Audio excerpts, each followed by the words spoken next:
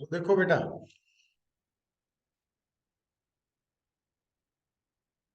आवाज आ रही पुत्र? ऑडियो क्लियर है? ठीक है।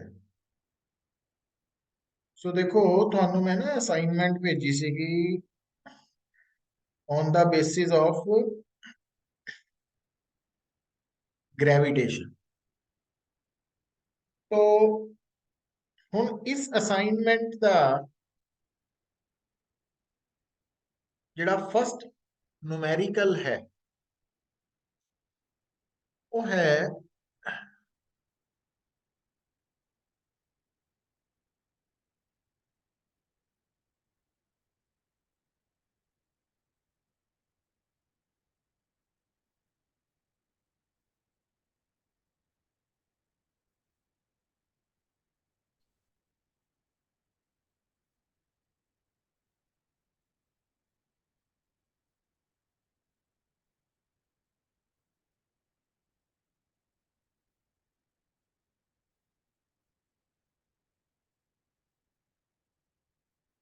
तो देखो पुत्र, जिहड़ा फर्स्ट क्वेश्चन है असाइनमेंट का,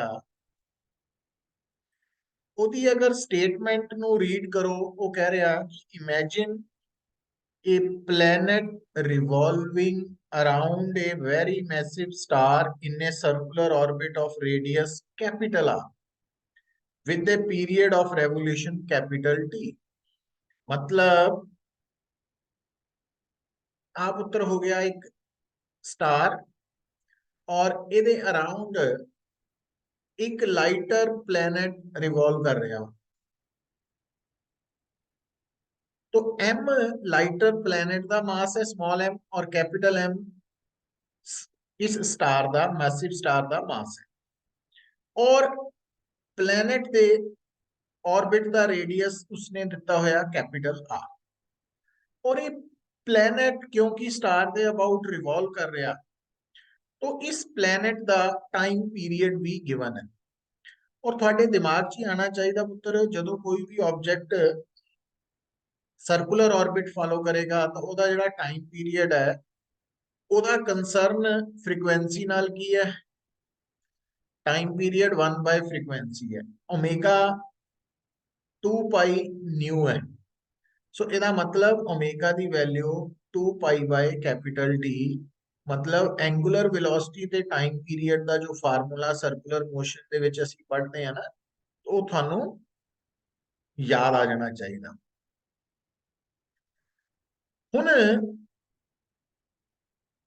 ਜਦੋਂ ਅਸੀਂ ਇਹ फर्स्ट पार्ट है पोर्शन है, ਹੁਣ अगला पार्ट देखो बेटा। if the gravitational force of attraction between planet and sun या स्टार इज प्रोपोर्शनल टू, मतलब जेडी फोर्स है that is directly proportional to r raise to power -5/2, ये गिवन है। ਹੁਣ ਤੁਹਾਨੂੰ ਇੱਥੇ ਕਨਸੈਪਟ ਕਿਹੜਾ ਯੂਜ਼ ਕਰਨਾ ਪੈਣਾ ਪੁੱਤਰ, ਕਿ ਅਸੀਂ relation between T and R find out करना वा। ਹੁਣ ਤੁਹਾਨੂੰ ਇੱਥੇ ਕਨਸੈਪਟ ਯਾਦ ਆਣਾ ਚਾਹੀਦਾ ਸਰਕੂਲਰ ਮੋਸ਼ਨ ਦਾ, ਕਿ ਜਦੋਂ ਵੀ ਕੋਈ ਬੋਡੀ ਸਰਕੂਲਰ ਮੋਸ਼ਨ ਪੋਸੈਸ ਕਰਦੀ ਹੈ ਨਾ, ਫਸਟ ਆਫ ਆਲ ਤੁਸੀਂ ਉੱਤੇ ਨੋਟ ਡਾਊਨ ਕਰੋ ਕਿ ਕਿਹੜੀ ਕਿਹੜੀ ਫੋਰਸ ਲੱਗ ਰਹੀ ਹੈ। तो ਕਿਹੜੀ ਕਿਹੜੀ ਫੋਰਸ ਉਹਦੇ ਤੇ ਲੱਗ ਰਹੀ ਹੈ। ਹੁਣ ਜਿਹੜਾ ਪਲੈਨਟ ਹੈ ਨਾ, ਇਹਦੇ ਉੱਪਰ ਸਰਕੂਲਰ ਮੋਸ਼ਨ ਦੇ ਦੌਰਾਨ ਇੱਕੋ ਫੋਰਸ ਲੱਗ ਰਹੀ ਹੈ, ਉਹ ਸਟਾਰ ਲਗਾ ਰਿਹਾ ਗ੍ਰੈਵਿਟੇਸ਼ਨਲ ਫੋਰਸ F। और बाई चांस ये फोर्स जी है ग्रेविटेशनल फोर्स ये along द रेडियस एक्ट कर रही है towards the centre of the circle.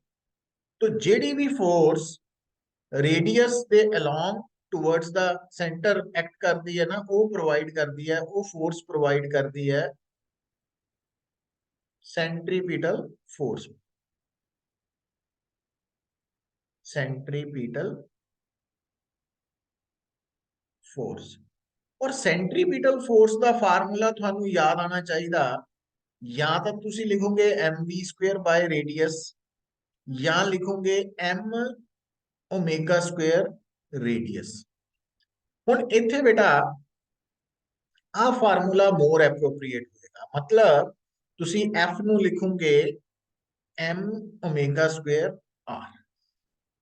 और ਜਿਹੜਾ f है ਆ ਵਾਲਾ ਇਹਦੇ ਤੁਸੀਂ ਕਹਿ ਸਕਦੇ ਆ f is equal to constant k मतलब कांस्टेंट हो गया ਸਾਡੇ ਲਈ ताकि प्रोपोर्शनैलिटी साइन हट जाए तो r रेज टू पावर -5/।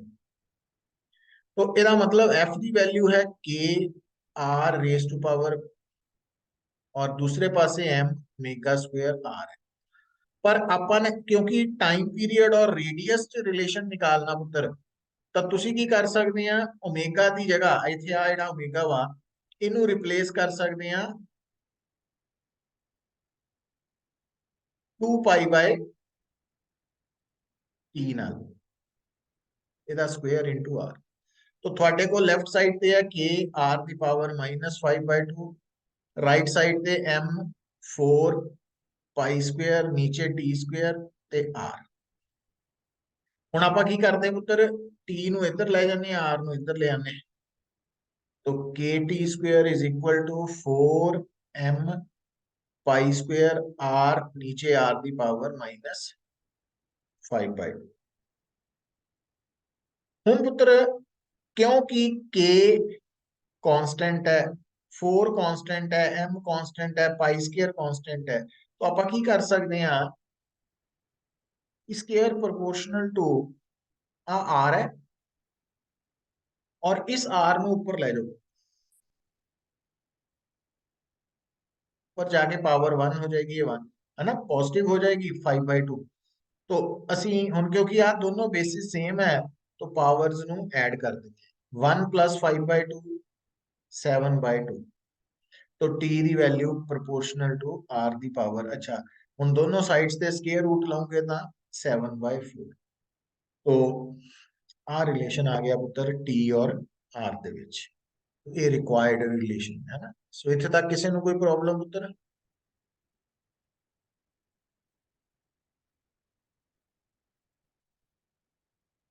मतलब ये ग्रेविटेशनल ਦਾ ਕਨਸੈਪਟ ਜ਼ਰੂਰ ਹੈ ਬਟ ਇਹਦੇ ਵਿੱਚ ਜਿਹੜਾ ਮੇਜਰ ਕਨਸੈਪਟ ਹੈ ਉਹ ਸਰਕੂਲਰ ਮੋਸ਼ਨ ਦਾ ਲੱਗ ਰਿਹਾ ਕਿ ਸਰਕੂਲਰ ਮੋਸ਼ਨ ਦੀ ਪ੍ਰੋਬਲਮ ਨੂੰ ਡੀਲ ਕਰਦੇ ਵਕਤ ਸਭ ਤੋਂ ਪਹਿਲਾਂ ਨੋਟ ਕਰੋ ਕਿ ਜਿਹੜੀ ਬਾਡੀ ਜਿਹੜਾ ਆਬਜੈਕਟ ਸਰਕੂਲਰ ਮੋਸ਼ਨ ਪੋਜੈਸ ਕਰ ਰਿਹਾ ਉਹਦੇ ਤੇ ਕਿਹੜੀ ਕਿਹੜੀ ਫੋਰਸ ਲੱਗ ਰਹੀ ਹੈ। ਇੱਥੇ ਬਾਈ ਚਾਂਸ ਇੱਕੋ ਹੀ ਫੋਰਸ ਲੱਗ ਰਹੀ ਹੈ ਗ੍ਰੈਵਿਟੇਸ਼ਨਲ ਫੋਰਸ ਔਰ ਉਸ ਤੋਂ ਬਾਅਦ ਉਹ ਜਿਹੜੀਆਂ ਫੋਰਸ ਜਾਂ ਫੋਰਸਿਸ ਐਕਟ ਕਰ ਰਹੀਆਂ ਉਹਨਾਂ ਦੀ ਡਾਇਰੈਕਸ਼ਨ ਨੂੰ ਨੋਟ ਡਾਊਨ ਕਰੋ। तो ਜਿਹੜੀਆਂ फोर्सेस ਤਾਂ ਬੇਟਾ ਸਰਕੂਲਰ ਪਲੇਨ ਦੇ ਪਰਪੈਂਡੀਕੂਲਰ ਹੈ ਉਹ ਤਾਂ ਬੈਲੈਂਸ ਆਊਟ ਹੋ ਜਾਂਦੀਆਂ ਔਰ ਜਿਹੜੀ ਫੋਰਸ ਜਾਂ ਫੋਰਸਿਸ ਅਲੋਂਗ ਦਾ ਰੇਡੀਅਸ ਟੁਵਰਡਸ ਦਾ ਸੈਂਟਰ ਹੁੰਦੀ ਹੈ ਉਹਨੂੰ ਪੋਜ਼ਿਟਿਵ ਲੈਣਾ ਤੇ ਜਿਹੜੀ ਫੋਰਸ ਅਲੋਂਗ ਦਾ ਰੇਡੀਅਸ ਅਵੇ ਫਰਮ ਸੈਂਟਰ ਹੁੰਦੀ ਹੈ ਉਹਨੂੰ 네ਗੇਟਿਵ ਲੈ ਕੇ ਵੈਕਟਰ ਸਮ ਲੈ ਲਈਦਾ ਹੈ ਨਾ ਉਹਨਾਂ ਚ ਤੇ ਰਿਜ਼ਲਟੈਂਟ ਫੋਰਸ ਨਿਕਾਲ ਕੇ ਉਹਨੂੰ ਅਸੀਂ ਸੈਂਟਰੀਪੀਟਲ ਫੋਰਸ ਦੇ ਬਰਾਬਰ ਇਕੁਏਟ ਕਰਦੇ ਔਰ ਉੱਥੋਂ ਤੁਹਾਡਾ ਇਹ ਰਿਜ਼ਲਟ ਨਿਕਲਣਾ ਵਾ ਇਹ ਬੜਾ ਇੰਪੋਰਟੈਂਟ ਕੁਐਸਚਨ। अच्छा इसी तरह नाल देखो बेटा ਜਦੋਂ ਅਸੀਂ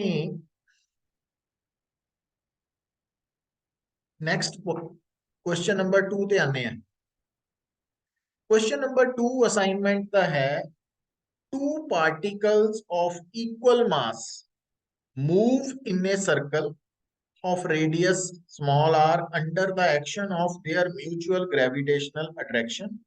Find the speed of each particle if its mass be m। तो ਹੁਣ देखो ਆਪਾਂ ਇੱਥੇ सर्कल बना लेने एक तो दो पार्टिकल आ सर्कल का सेंटर है पुत्र ओ तो आ दो पार्टिकल्स है और वो की कह रहे हैं कि ये दोनों पार्टिकल्स इस सर्कल च मूव कर रहे हैं इस सर्कल का रेडियस आर स्मॉल आर ले लेने हैं ना जो कि गिवन है। ਹੁਣ ਇਹ ਦੋਨੋਂ ਪਾਰਟੀਕਲ ਸਰਕਲ ਦੇ ਵਿੱਚ ਇਦਾਂ ਮੂਵ ਕਰ ਰਹੇ ਆ ਕਿ ਦੋਨੋਂ ਹਮੇਸ਼ਾ ਡਾਇਆਮੀਟ੍ਰਿਕਲੀ ਆਪੋਜ਼ਿਟ ਹੈ। ਹੁਣ ਦੋਨਾਂ ਦੀ ਸਪੀਡ ਸੇਮ ਹੈ v। ਹੁਣ ਆਪਾਂ ਇੱਥੇ ਕੀ ਕਰਦੇ ਆ ਪੁੱਤਰ ਕਿ ਸਭ ਤੋਂ ਪਹਿਲਾਂ ਅਸੀਂ ਦੋਨਾਂ ਵਿੱਚੋਂ ਇੱਕ ਪਾਰਟੀਕਲ ਨੂੰ ਕੰਸੀਡਰ ਕਰ ਲੈਂਦੇ ਆ तो ਜਿਹਨੂੰ ਮੈਂ ਰੈੱਡ ਕਲਰ ਦਾ ਟਿਕ ਕੀਤਾ तो ਆਪਾਂ ਇਹਦੇ ਤੇ ਧਿਆਨ ਦਿੰਦੇ ਆ ਇਸ ਪਾਰਟੀਕਲ ਦੀ ਸਪੀਡ ਹੈ v ਇਹ ਜਿਸ ਸਰਕਲ ਚ ਘੁੰਮ ਰਿਹਾ ਉਹਦਾ ਰੇਡੀਅਸ ਹੈ r और इस पार्टिकल ਦੇ ਸਰਕਲ ਚ ਘੁੰਮਣ ਲਈ ਜਿਹੜੀ ਸੈਂਟਰੀਪੀਟਲ ਫੋਰਸ ਚਾਹੀਦੀ ਹੈ mv² r ਉਹ ਕਿੱਥੋਂ ਆ ਰਹੀ ਹੈ ਉਹ ਆ ਰਹੀ ਹੈ ਕਿ ਇਸ राइट वाले आ वाले जेडे पार्टिकल दे ऊपर लेफ्ट वाला पार्टिकल ग्रेविटेशनल फोर्स लगा रहा है। हुण ये जिहड़ी ग्रेविटेशनल फोर्स एफ है ਇਹਦੀ वैल्यू कितना निकलेगी, तो ये न्यूटन लॉ ऑफ ग्रेविटेशन तो आएगी जी m1 m2, क्योंकि दोनों ही m1 m2 बराबर है तो mm, और नीचे है दोनों दे विचली दूरी, और दोनों दे विच दूरी कितनी है, डायामीटर दे बराबर 2r, ओदा स्क्वायर। तो M V square by R is equal to G M M over 4r square. तो आर नाल एक आर कैंसल आउट, एम दे नाल एक एम कैंसल आउट, तो वी स्क्वायर आ गया पुत्र जी एम ओवर 4r, और v ਦੀ वैल्यू आ गई under root G M by 4r, जिसनों तुसी 1/2 under root G M by R भी लिख सकते। समझ आ रही भाई?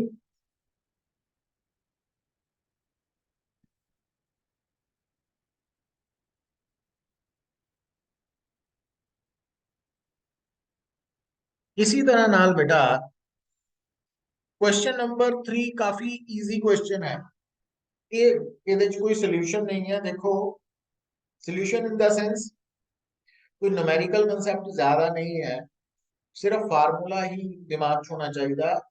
वो बोल रहा कहता where will a body weigh more 2 kilometre above the surface of earth और 2 किलोमीटर बिलो द सरफेस। एक बॉडी का वेट ज्यादा कितने होएगा, हम थानू पता होना चाहिए वेट एम जी है, मतलब जिथे जी की वैल्यू ज्यादा वा उथे वेट भी ज्यादा होएगा। हुन थोड़े दिमाग च मैसेज जाना चाहिए कि जिहड़ा एक्सेलरेशन ड्यू टू ग्रेविटी है ये डिक्रीज करती है विद हाइट, और जी डिक्रीज करती है विद डेप्थ। हुन जी दी वेरिएशन विद हाइट का formula g h is equal to g 1 plus h by R, और डेप्थ वाला फार्मूला होंगे g into 1 minus d by R. हुन इहदे च ख्याल की रखना तुसी, एच का मतलब है object the height from the surface of above the surface of earth, और डी है depth from the surface of अर्थ। तो हुन एच दी वैल्यू बेटा, अच्छा हुन क्योंकि इथे कैपिटल आर की है, कैपिटल आर है रेडियस ऑफ अर्थ,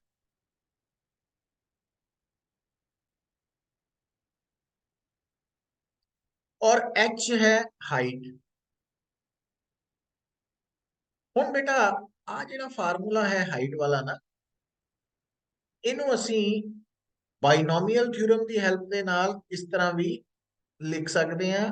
पर याद ये रखना कि वैन जदों एच की वैल्यू रेडियस ऑफ अर्थ के मुकाबले बहुत छोटी है, हुण तुहानू एच कितना दिता उन्हें 2 किलोमीटर, जबकि रेडियस ऑफ अर्थ जिहड़ा वा वो 6400 किलोमीटर है। ਇਹਦਾ मतलब जदों एच की वैल्यू आर के कंपैरेटिवली बहुत ही घट है, उस वक्त अपन जी एच की वैल्यू इस फार्मूला तो निकाल सकते हैं।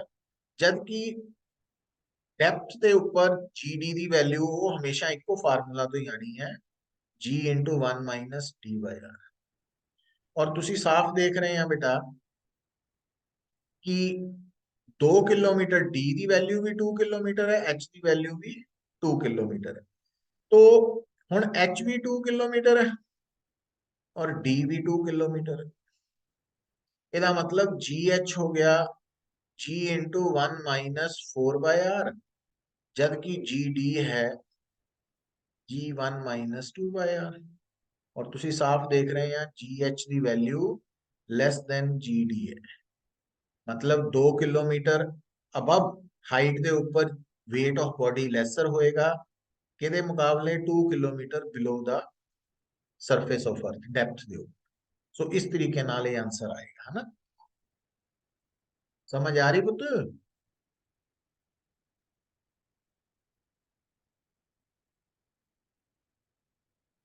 अच्छा हुण जिहड़ा क्वेश्चन नंबर 4 है बड़ा बेसिक क्वेश्चन है।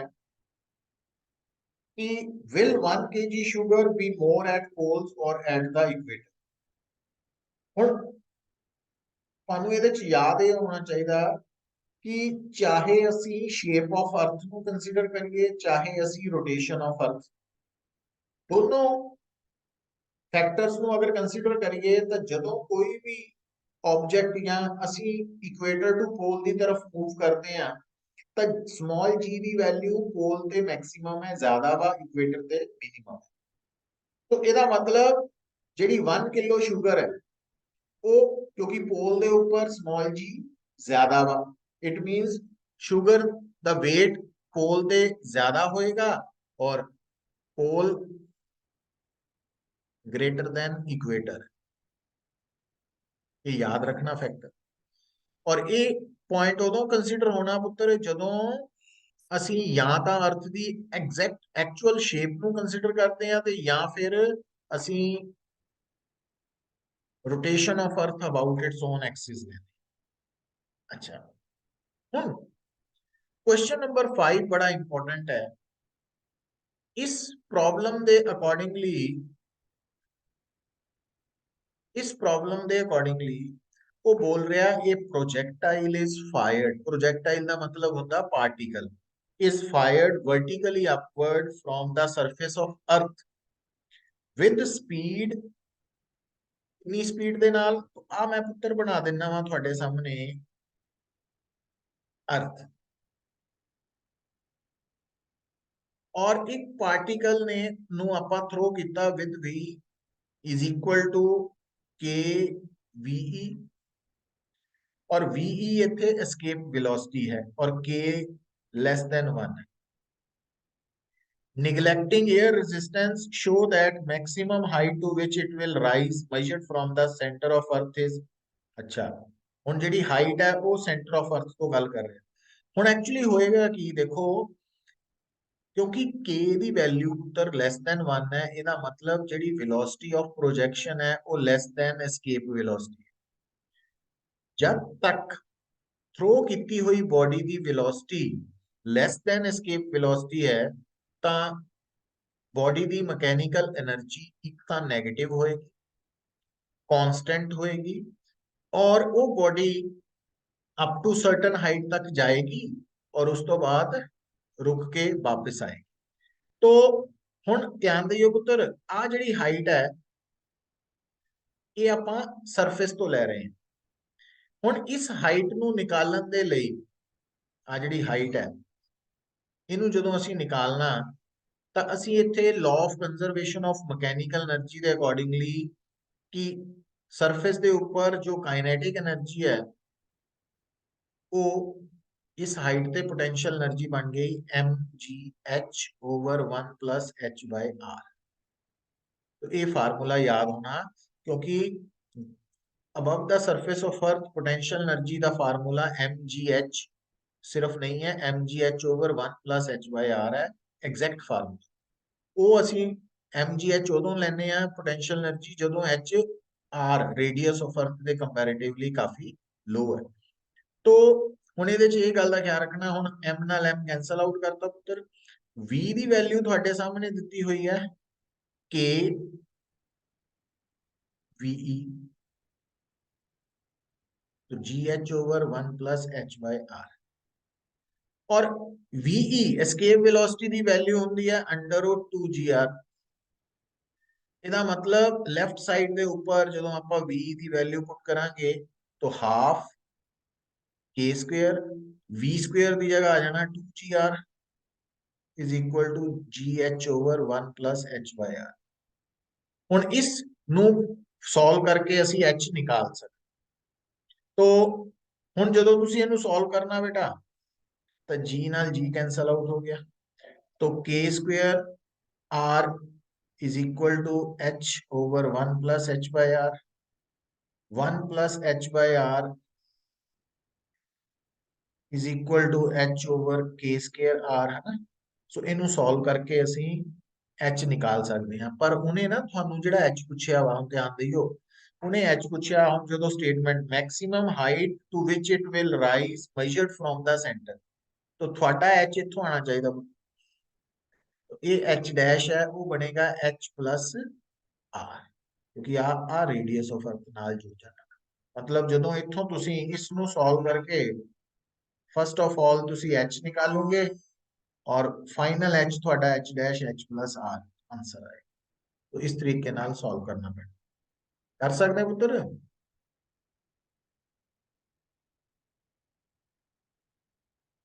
अच्छा, हुन जो नेक्स्ट क्वेश्चन है सिक्स्थ, ਇਹਦੀ स्टेटमेंट है, ਹੁਣ ਧਿਆਨ ਦਿਓ, ਇਹ रॉकेट प्रोजेक्ट है, इथे कोई मीनिंग है, फायर्ड विद स्पीड। तो ध्यान दियो पुत्र, आ अर्थ दा सरफेस है, आ अर्थ दा रेडियस है, अर्थ दा मास है, सेंटर है। अगर अर्थ दे सरफेस तो थ्रो करन वाली body the velocity v greater than escape velocity है। वो थानू कितना पता लगा? क्योंकि उन्होंने देखो स्टेटमेंट पढ़ो, वो कह रहा है rocket is fired with velocity v is equal to 2 root G R, जबकि एस्केप वेलोसिटी होती है अंडर रूट 2 जी आर। और तुसी साफ देख रहे हैं कि v ग्रेटर देन v है। तो उस वक्त ध्यान दियो पुत्र, ਜਦੋਂ ਤੁਹਾਡੇ ਸਾਹਮਣੇ ਕੋਈ ਵੀ body from the surface of earth project होएगी with velocity greater than escape velocity, ਤਾਂ ਉਹ ਬॉडी ਦੀ टोटल मैकेनिकल एनर्जी पॉजिटिव होएगी, बॉडी फाइनली इंफिनिटी ਤੇ ਪਹੁੰਚੇਗੀ और इंटरस्टेलर स्पेस ਦੇ ਅੰਦਰ इंफिनिटी ਤੇ उस बॉडी ਦੀ वेलोसिटी स्टिल कैपिटल v होएगी। और ये कैपिटल v की वैल्यू ਅਸੀਂ ਕਿੱਦਾਂ ਨਿਕਾਲਣੀ ਹੈ ਪੁੱਤਰ? Law of conservation of energy तो ही निकालनी है, मैकेनिकल एनर्जी तो। और ਉਹਦਾ रिजल्ट याद रखो कि अगर बॉडी ਦੇ अर्थ ਦੇ सरफेस तो प्रोजेक्ट होने वाली बॉडी की velocity greater than escape velocity है, ਤਾਂ बॉडी फाइनली इंफिनिटी ਤੇ ਪਹੁੰਚੇਗੀ और ਉਹਦੀ ਉੱਥੇ स्पीड ਕਿਹਦੇ ਬਰਾਬਰ ਹੋਏਗੀ? Under root v square minus ve square. So ਇਹਦਾ मतलब ਤੁਹਾਡਾ आंसर ਕੀ आएगा? 4gr minus 2gr means under root 2gr means infinity ते पहुंच के भी बॉडी दी वेलोसिटी एस्केप दे बराबर होएगी। तो ये बड़ा इंपॉर्टेंट कंसेप्ट है, तो याद रखना। क्वेश्चन नंबर 7, क्वेश्चन नंबर 7 ਨੂੰ अगर ਤੁਸੀਂ पढ़ते हैं, रीड करते हैं, देखो वो बोल रहा है a geostationary satellite is orbiting the earth at a height of 6 r above the surface of earth, capital R being the radius of earth. What will be the time period of another satellite at height 2.5 r from the surface of earth? ਹੁਣ बेटा किसी भी satellite का जो time period है वो square of time period is directly proportional two cube of radius of its orbit. इनू असी कैपलर्स थर्ड लॉ नाल याद रख। हुन गौर नाल सुनो पुत्र, वो कह रहा कि जेड़ा पहला सैटेलाइट है वो जियो स्टेशनरी सैटेलाइट और उसकी हाइट 6 आर है। हुन फर्क समझो पुत्र, हुन जिदा मान लो मैं थोड़े सामने आ शो कर देना अर्थ और आ मैं शो कर देना अर्थ दा सैटेलाइट, तो आ जेड़ा डिस्टेंस है आ this is height of satellite. तो और आ पुत्र है ऑर्बिट द रेडियस, सैटेलाइट दे ऑर्बिट द रेडियस। और तुसी देख रहे हैं जो रेडियस ऑफ ऑर्बिट है वो height plus radius of earth है, ये ध्यान रखना। ਹੁਣ ਤੁਹਾਨੂੰ ਪਹਿਲੇ ਕੇਸ ਦੇ ਵਿੱਚ जियो स्टेशनरी सैटेलाइट एच दी हुई है 6 आर, ਇਹਦਾ मतलब रेडियस बनेगा एच प्लस आर मतलब 7 आर। और दूसरे केस जो सैटेलाइट है उसकी हाइट है 2.5 आर, इट मींस रेडियस बनेगा 2.5 आर प्लस आर 3.5 आर। ਹੁਣ ਆ ਫਾਰਮੂਲਾ ਜਦੋਂ ਕੈਪਲਰਸ ਥਰਡ ਲਾ ਤੁਸੀਂ ਯੂਜ਼ ਕਰੋਗੇ ਤਾਂ ਜਿਹੜਾ ਜਿਓ ਸਟੇਸ਼ਨਰੀ ਸੈਟੇਲਾਈਟ ਹੈ ਉਸਦਾ ਜਿਹੜਾ ਟਾਈਮ ਪੀਰੀਅਡ ਹੈ ਨਾ ਉਹ ਹੁੰਦਾ 24 ਆਰ। तो 24 R square is proportional to 7r cube. और नीचे असी जेड़ा दूसरा सैटेलाइट है ਉਹਦਾ टाइम पीरियड निकालना, तो ਉਹਦਾ टी स्क्वायर हो गया 3.5r क्यूब।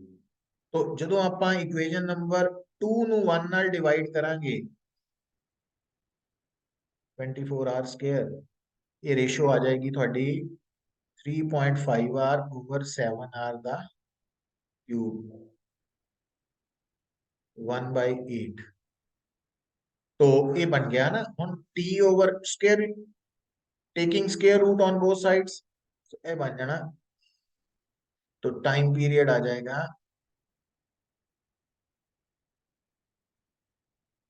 जेड़ा सेकंड सैटेलाइट है जिसकी हाइट 2.5 रेडियस ऑफ अर्थ है, वो उसका time period in hours they equal है। तो थर्ड ला यूज हो रहा है। अच्छा, इसी तरह नाल देखो क्वेश्चन नंबर 8, ये भी कैपलर्स थर्ड लॉ ਤੇ बेस्ड है, ध्यान नाल पढ़ो ता कि if earth be 1/3 its present distance from the sun, मतलब आज दी डेट च जेड़ा अर्थ है ਉਹਦਾ टाइम पीरियड है अबाउट सन 365 डेज, और उसका जेड़ा डिस्टेंस फ्रॉम द सन है रेडियस वो आर है। वो कहता है how many days will be the present 1 year on the surface of अर्थ। तो अगर डिस्टेंस की हो जाए 1/3, मतलब अगर आर 1/3 रह जाए तो नवा टाइम पीरियड कितना हो जाएगा। तो फार्मूला वही T square proportional to R cube. तो पहले केस च 365 डेज द स्क्वायर है प्रोपोर्शनल टू आर क्यूब, और दूसरे केस च टी डैश स्क्वायर है proportional to R cube by 27, क्योंकि ਇਹਦਾ क्यूब लेना ना पुत। ਹੁਣ ਜਦੋਂ रेशो ਲਾਉਂਗੇ T dash square over 365 days द स्क्वायर, ए बन जाएगा टी ऊपर है ना, तो आर क्यूब कटिया गया तो 1/27। तो उस तो बाद ਅਸੀਂ हम की करांगे taking square root T dash over 365 days is equal to 1/3 √3। तो टी डैश की वैल्यू 365/3 √3 डेज है, मतलब ये थर्ड ला तो आंसर आया। और क्वेश्चन नंबर 9 देखो बेटा, इंपॉर्टेंट बड़ा वा। वो की कह रहा कहता इफ मास m, मान लो आ एक बॉडी है, वेरी इंपॉर्टेंट क्वेश्चन है, रिजल्ट याद रखना भी बहुत जरूरी है। इस बॉडी का मास m है और इनू ਆਪਾਂ दो मासेस ਦੇ ਵਿੱਚ स्प्लिट करना।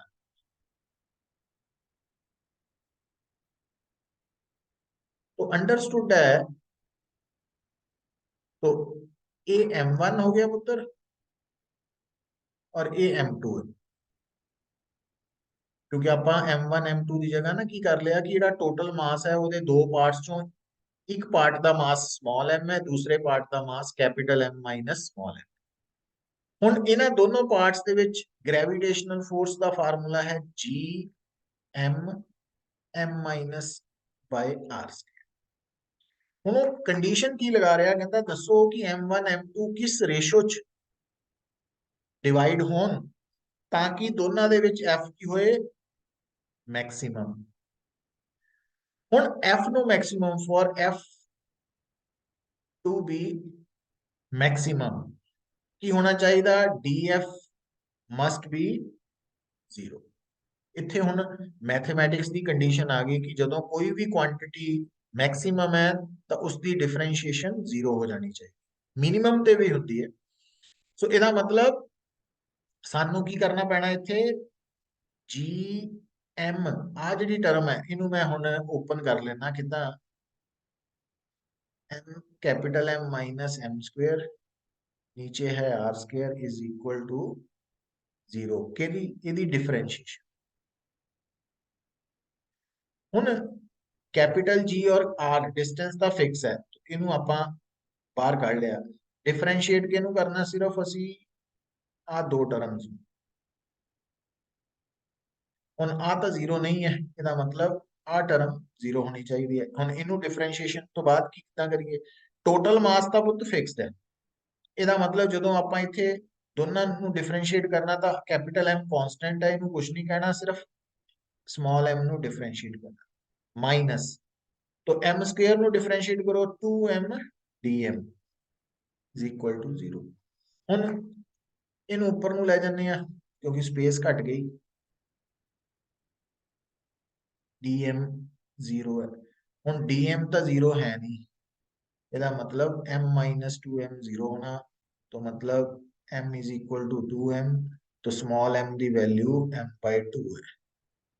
और अगर small m the value m by 2 है ਇਹਦਾ मतलब ਇਹ ਹੈ, ਸਾਨੂੰ ਦੱਸਿਆ ਜਾ ਰਿਹਾ ਹੈ ਵੀ ਕਹਿਣਾ ਇਹ ਜਾਂਦਾ ਕਿ ਅਗਰ ਤੁਸੀਂ ਇੱਕ ਬੋਡੀ ਦੇ ਦੋ ਟੁਕੜੇ ਕਰਦੇ ਆ, ਦੋ ਪਾਰਟਸ ਕਰਦੇ ਆ, ਤਾਂ ਦੋਨੋਂ ਪਾਰਟਸ ਦੇ ਅਗਰ ਮਾਸਸ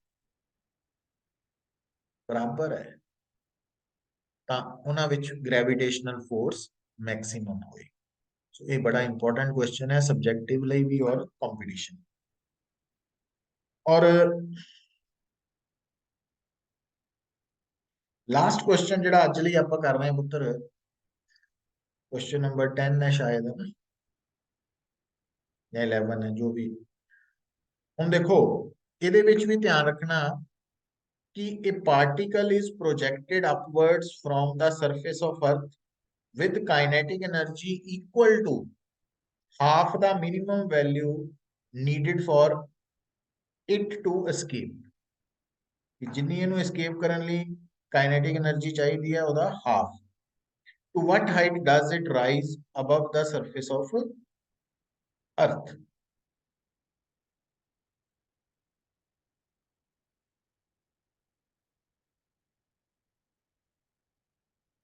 ਹੁਣ देखो क्योंकि escape velocity ਇਹਦੇ ਚ ਹੁੰਦੀ ਹੈ ਪੁੱਤਰ √2gr, तो escape velocity ਦੇ ਲਈ kinetic energy बनती है हाफ m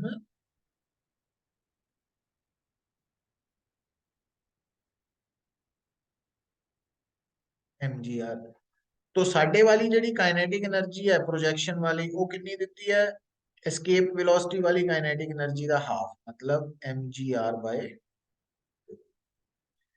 ਹੁਣ ਜਦੋਂ ਬੋਡੀ ਨੇ ਥਰੋ ਹੋਣਾ with velocity less than escape velocity, ਤਾਂ ਉਹਦੀ h ਕੱਢਣ ਲਈ ਆਪਾਂ ਕਿਹੜਾ ਫਾਰਮੂਲਾ ਲਗਾਉਣਾ? ਪਹਿਲਾਂ ਵੀ ਦੱਸਿਆ ਸੀਗਾ, law of conservation of mechanical energy ਦੇ ਅਕੋਰਡਿੰਗਲੀ ਉਹਦੀ ਕਾਈਨੈਟਿਕ એનર્ਜੀ ਨੂੰ ਇਕੁਏਟ ਕਰ ਦੇਣਾ पोटेंशियल एनर्जी नाल जिन्नी चेंज होनी। और u ਦਾ ਫਾਰਮੂਲਾ ਕੀ ਲਿਖਣਾ? mgh over 1 plus h by r, जबकि k ਦੀ ਵੈਲਿਊ ਤੁਹਾਨੂੰ ਦਿੱਤੀ ਹੈ ਉਹਨੇ mgr by 2। तो इथों ਅਸੀਂ ਇਹਨੂੰ ਸੋल्व करके mg ਨਾਲ mg कैंसल आउटपुट, तो r by 2 is equal to h over 1 plus h by r, तो क्रॉस मल्टीप्लाई कर दो, 1 plus h by r is equal to 2h by r, तो ਹੁਣ 1 is equal to 2h by r minus h by r, h by r is equal to h, मतलब h ਦੀ value कि अगर कोई body जिसकी kinetic energy जिहड़ी है throw करन दे वेले वो एस्केप काइनेटिक एनर्जी दे हाफ दे बराबर है, तो बॉडी कितनी हाइट ते पहुंचेगी? रेडियस ऑफ अर्थ के बराबर। सो ये पुत्र है कुछ क्वेश्चन ਜਿਹੜੇ ਆਪਾਂ ਗ੍ਰੈਵਿਟੇਸ਼ਨ ਦੇ ਬਿਹਾਫ ਤੇ ਡਿਸਕਸ ਕੀਤੇ ਆ। ਬਾਕੀ ਆਪ ਵੀ ਤੁਸੀਂ ਟਰਾਈ ਕਰ ਸਕਦੇ ਆ, ਬਟ ਕੱਲ ਨੂੰ ਆਪਾਂ ਫੇਰ ਇਸੇ ਟਾਈਮ ਤੇ ਮਿਲਾਂਗੇ ਔਰ ਇਹਨੂੰ ਬਾਕੀ ਇਹ क्वेश्चंस ਨੂੰ ट्राई करांगे। और इस तो इलावा अगली असाइनमेंट भी आएगी। तो ठीक है पुत्र।